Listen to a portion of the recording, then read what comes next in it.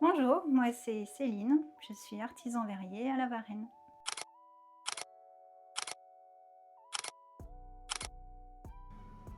Je mets l'oxygène petit à petit. La flamme va devenir bleue au fur et à mesure. Faut pas y aller trop vite. Hop. Voilà, c'est bon.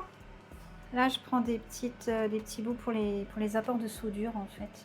Ça marche très bien et en plus c'est compatible avec le verre.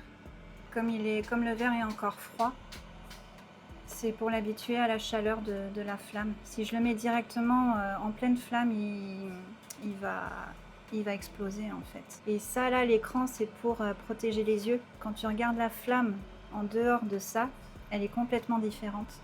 Elle éblouit beaucoup. Là, je vais mettre le verre sur mon support. Et je vais tourner, je vais toujours tourner en fait. Toujours, toujours, toujours, toujours. Il y a vraiment le geste de la main droite et le geste de la main gauche. Il faut vraiment avoir une bonne synchronicité.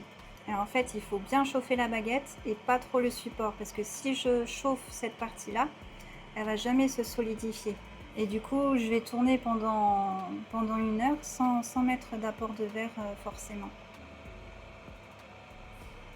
Et là, en fait, il faut que j'ai assez de verre pour remplir ma presse à côté.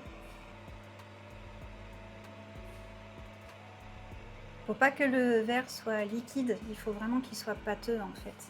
Une fois qu'il est liquide, enfin quand il est liquide, tu ne le tu le sens pas. Et tu peux rien faire avec du verre liquide en fait. Il faut vraiment que ce soit pâteux. Là, on commence à avoir la bonne forme. Et là, je vais mettre dans la frite de verre. Ce sont des petits morceaux de verre concassés en fait. Hop. Donc là, je vais ajouter les nageoires. Et là, je vais couper mes 2 petites nageoires.